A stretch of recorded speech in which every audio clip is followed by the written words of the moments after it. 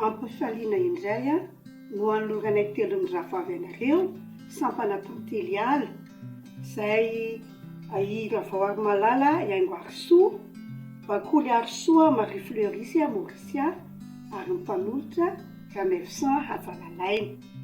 Ny loha hevitra hoentinay sampana tantely ala dia ny hira sy ny lalao. Izao dia miditra amin'ny atao hoe famaritana ary isika. Toetra voajanahary narian'Andriamanitra teo amin'ny olombelona ny fitiavana lalao.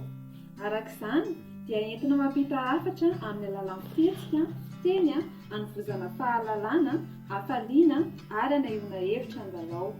Fomba amam-panao entina hanabeazana eto amin'ny fanilon'i Madagasikara ny lalao. Ny hira kosa dia fitaovana iray entina hanabeazana indrindra ho an'ny fanabeazana ny ankizy.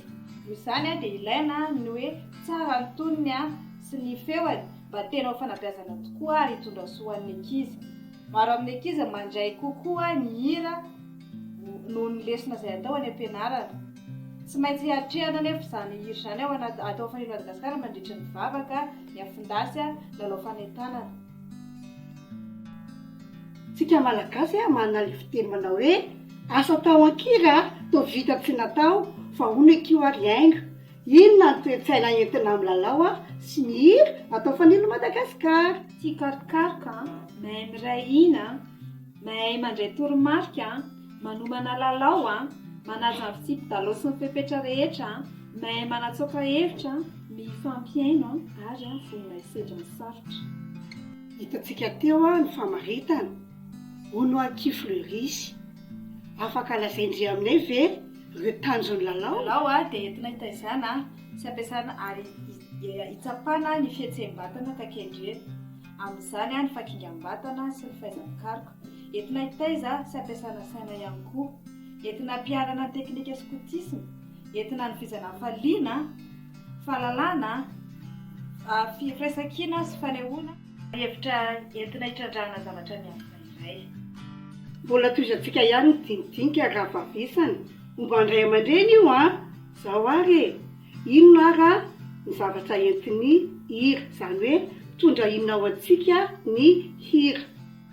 Mitondra fanabeazana, hafaliana ihany koa, dia fahafinaretana, fahavitriana, fahazotoana, fiadanam-po, ny fahatoniana, toe-tsaina mankafy ny zavaboary, ny firaisan-kina, mamelobelona ny fahamarinana, ny finoana ary indrindra koa ny fanantenana ny hira.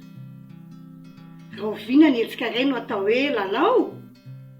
Lalao ny lahasa iray rehefa tafiditra ao anatiny reto manaraka ireto: ny cadre sehatra, ny rôle anjara asa, imaginaire sary an-tsaina, action asa ary ny règlement fitsipika.